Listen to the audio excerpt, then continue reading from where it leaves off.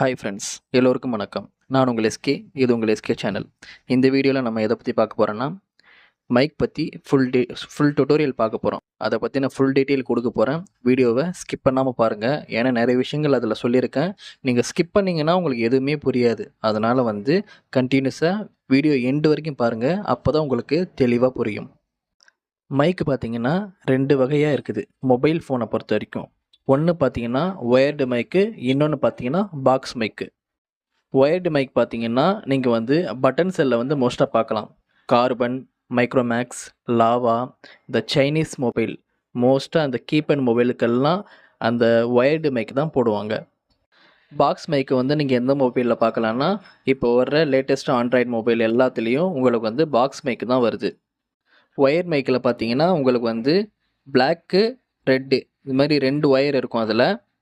Box மைக்கை பொறுத்த வரைக்கும் உங்களுக்கு 3 லெக்கு, 4 லெக்கு, 5 லெக்கு, அந்த மாதிரி லெக் அடிப்படையில் உங்களுக்கு விதவிதமான மைக் பாக்ஸ் மைக்கில் வரும்.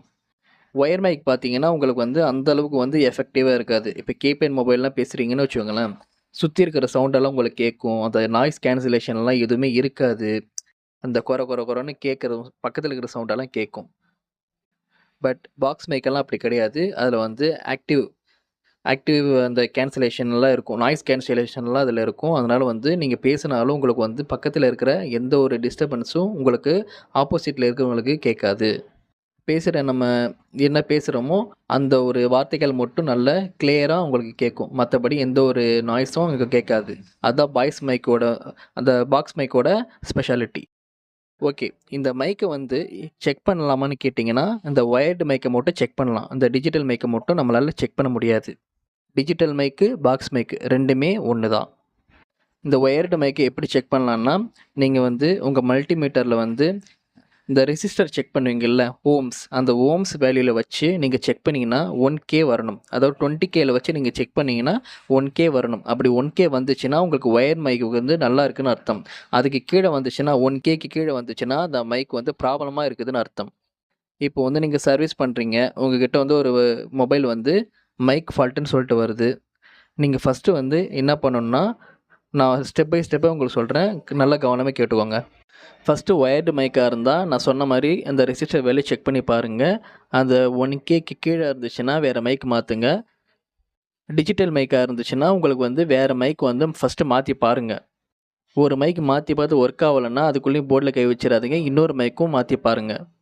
மைக்கு மாற்றி பார்த்து ஒர்க் ஆகலைன்னா அந்த மைக்கு வைக்கிறீங்க தெரியுமா, அந்த இடத்துல அந்த ரெசிஸ்டர் வேல்யூ நீங்கள் செக் பண்ணி பாருங்கள். ரெசிஸ்டர் வேல்யூ, டயோடு வேல்யூ, அந்த கீழே இருக்கிற லெக்கில் இருக்கிற டயோடு வேல்யூவை நீங்கள் செக் பண்ணி பார்த்தீங்கன்னா உங்களுக்கு ஸ்கிமேட்டிக் டயக்ராமில் என்ன வேல்யூ போட்டிருக்கோ அந்த வேல்யூ அதில் உங்களுக்கு காட்டணும். சப்போஸ் உங்களுக்கு அந்த வேல்யூ கரெக்டாக இருந்துச்சுன்னா நீங்கள் வேறு மைக்கு மாற்றினாலே ஓகே ஆயிரும். அந்த இடத்துல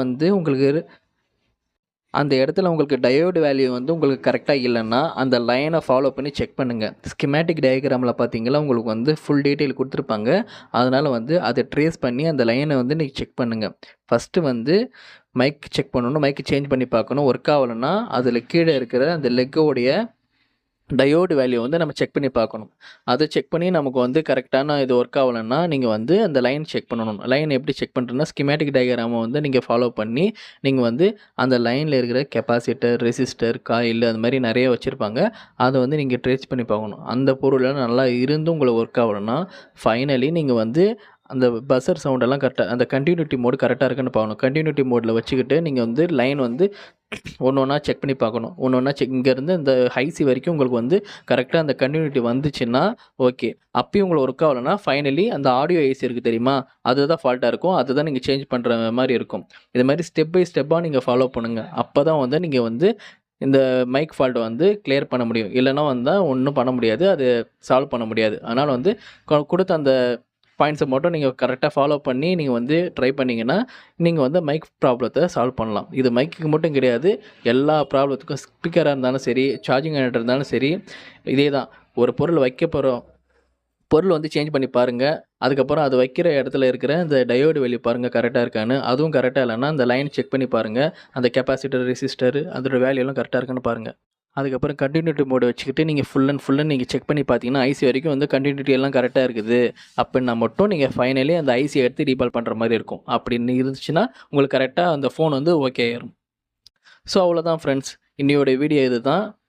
வீடியோ பிடிச்சிருந்துச்சுன்னா லைக் பண்ணுங்கள், கமெண்ட் பண்ணுங்கள், ஷேர் பண்ணுங்கள், மறக்காமல் சப்ஸ்கிரைப் பண்ணுங்கள். பக்கத்தில் இருக்கிற பெல் பட்டன் வந்து கிளிக் பண்ணி ஆல்ன்ற ஒரு இதை கொடுத்துருங்க. அப்போ தான் நான் போடுற எல்லா வீடியோஸும் உங்களுக்கு வந்து நோட்டிஃபிகேஷன் வந்து சேரும். நீங்களும் பார்த்து நிறைய விஷயங்கள் தெரிஞ்சுக்கலாம்.